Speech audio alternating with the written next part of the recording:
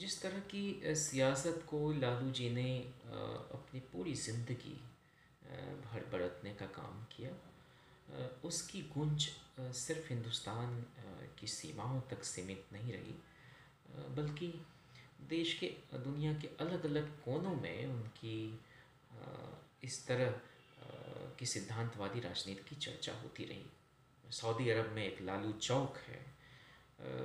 मैं 2017 में 186 देशों की भागीदारी वाले world festival of youth and students में शिरकत करने रूस गया हुआ था अपने साथियों के साथ, भारत का प्रतिनिधित्व करने। वहाँ एक रोज़, वो 18 दिनों का प्रवास था। फूड कोर्ट में हम लोग बैठे हुए थे भोजन के लिए। तो पाकिस्तान के भी कुछ लोगों से दोस्ती हो गई, जिसमें एक साकिब भाई थे, एक नगमा जी थी, एक मेरी बहुत अज़ीज़ दोस्त गौहर ज़ैनब थी। तो उस रोज़ सिंध प्रांत के दो साथी मिल गए थे और गुफ्तगू के दौरान पता चला, जैसे ही उनको, कि मैं बिहार से हूँ। तो उनका जो पहला सवाल था कि अरे आप बिहार से हैं, आप ही के यहाँ ना लालू यादव भी हुए। तो मैंने कहा जी। तो सुना है कि आपकी सरकार जो है भारत की, वो लालू यादव को बहुत टॉर्चर कर रही है, परेशान कर रही है। तो मैंने कहा कि आपको कैसे पता? मैंने कहा ऐसा है कि लालू प्रसाद सिर्फ हिंदुस्तान में मशहूर नहीं है, वो पाकिस्तान में भी उतने ही मकबूल हैं वहाँ के आम आवाम के बीच। तो मुझे हैरत भी हुई, खुशी भी हुई कि दुनिया का वह मुल्क जिसने साम्यवाद का एक बहुत खूबसूरत मॉडल पेश किया, जहाँ लियो टॉल्स्टॉय जैसे, लेव टॉल्स्टॉय जैसे लोग हुए, फ्योदोर जैसे लेखक हुए, मैक्सिम गोर्की जैसे लोग हुए जिन्होंने माँ लिखा, जिसमें मिलोवना पेलागेया जो एक किरदार है, उसने लाखों रूसी युवकों को इंस्पायर करने का काम किया, जारशाही के खिलाफ जो जंग चल रही थी, संघर्ष चल रहा था।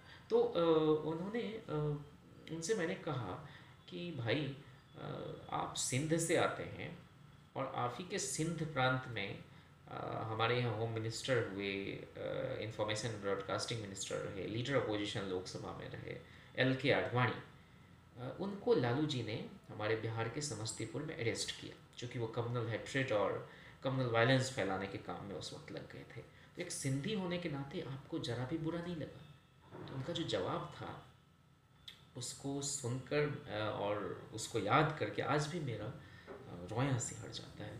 उन्होंने कहा कि आडवाणी जैसे लोग चाहे सिंध में पैदा हुए हों, कि पेशावर में, कि कराची में, कि लाहौर में, कि पेशावर में, कि इस्लामाबाद में, आडवाणी जैसे लोग आग लगाने वाले हैं और लालू प्रसाद जैसे लोग आग बुझाने वाले लोग हैं। इसलिए लालू जी के लिए हम सब के मन में बहुत इज़्ज़त एहतराम का भाव है। और पूरी दुनिया के अंदर जो इस्लाम को मानने वाले लोग हैं, वो ये मानते हैं कि हिंदू मुस्लिम एकता कायम करने में जो रोल कभी गांधी ने निभाया, वही रोल लालू प्रसाद निभा रहे हैं।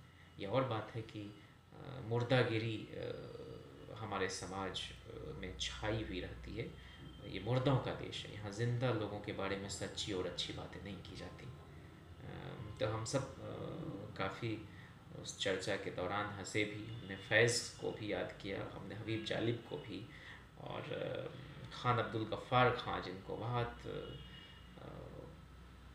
प्यार से भारत का हर आदमी सीमांत गांधी के नाम से बुलाया करता, याद किया करता, जिनको भारत सरकार ने भारत रत्न भी दिया। और जब वो भारत सरकार के राजकीय अतिथि थे, तो जबलपुर यूनिवर्सिटी में उस वक्त के छात्र संघ अध्यक्ष शरद यादव ने उनका अभिनंदन भी किया था। तो जो संदेश लालू जी का है कि भाई, जब तक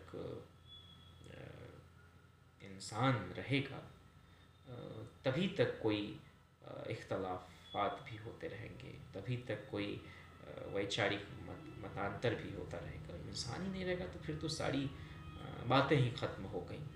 तो इसलिए वो हमेशा मुश्तरका तहज़ीब की हिमायत और वकालत में लगे रहते थे। मेरा ख़्याल है कि इस सांप्रदायिक उन्माद के दौर में लालू जी और भी प्रासंगिक हो जाते हैं। और जिस तरह से आडवाणी की गिरफ्तारी, बाबरी विध्वंस और उसके बाद बिहार में अमन और शांति कायम करने का लालू प्रसाद जी का गवर्नेंस, इसको मैं समझता हूँ कि पब्लिक एडमिनिस्ट्रेशन के एक चैप्टर के रूप में बाकायदा पढ़ाया जाना चाहिए।